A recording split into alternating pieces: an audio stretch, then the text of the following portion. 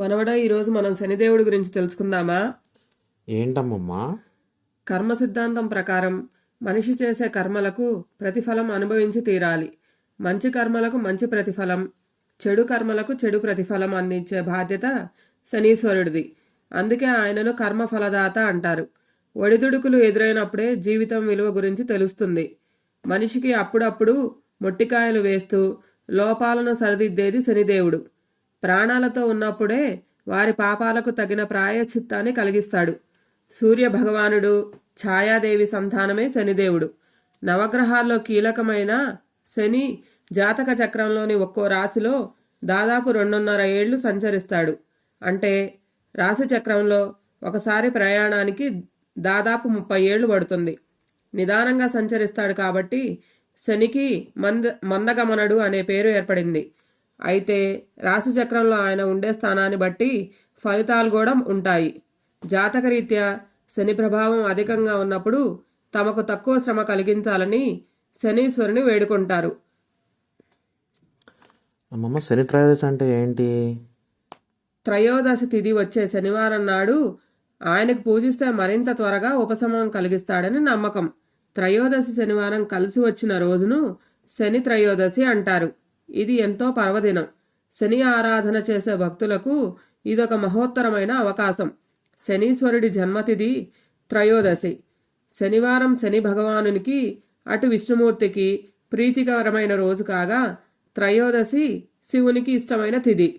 జాతకరీత్యా శనీశ్వరుని ప్రభావం వల్ల కష్టాలు పడుతున్న వారు సూర్యోదయానికి పూర్వమే శనీశ్వరునికి నువ్వుల నూనెతోనూ నువ్వులతోనూ అభిషేకం చేసి నీలిరంగు పూలతో భక్తిపూర్వకంగా అర్చించాలి. నివేదనగా బెల్లం సమర్పించాలి. నల్లని లేదా నీలం వస్త్రాన్ని సమర్పించాలి. నల్ల నువ్వులను దానం ఇవ్వడం వల్ల కూడా శని ప్రసన్నుడై తన ప్రభావాన్ని తగ్గిస్తాడు. అమ్మమ్మ, మరి ఈశ్వరుడైనా తప్పించుకోలేడు అంటారు కదా శని ప్రభావం నుంచి. ఏంటి దాని కథ? ఒకసారి కైలాసానికి వెళ్ళిన నారద మహర్షి శనీశ్వరుణ్ణి పొగడటం మొదలుపెట్టాడు. ఎంతటి వారైనా శని ప్రభావం నుంచి తప్పించుకోలేరన్నాడు. ఈ మాటలకు ఆగ్రహించిన శివుడు, శని ప్రభావం ఎవరి మీద ఉన్నా లేకున్నా నా మీద మాత్రం పనిచేయదు అని అన్నాడు. ఇదే మాటను నారదుడు యథాతథంగా శనిదేవుని వద్దకు మోసుకు వెళ్ళాడు. నా ప్రభావం నుంచి తప్పించుకోవడం ఎవరి తరమూ కాదు, ఇది సృష్టి ధర్మం అని చెప్పిన శని పరమేశ్వరుణ్ణి ఫలానా సమయంలో పీడించి తీరుతా అని అన్నాడు.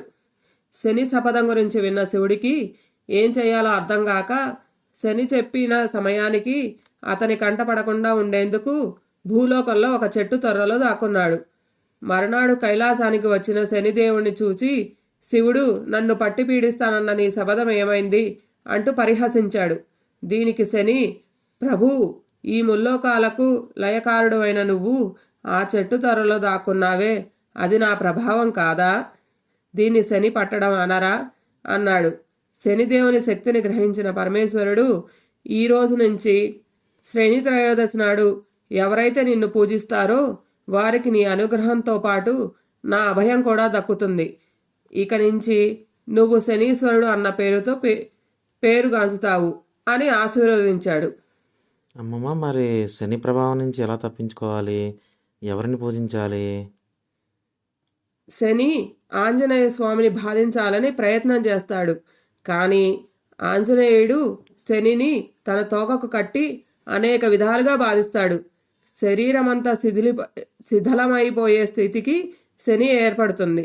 రక్తం ధారలుగా ప్రవహిస్తుంటుంది. ఎంత ప్రయత్నించినా హనుమ పట్టు నుంచి విడిపించుకోవడం శనికి సాధ్యపడదు.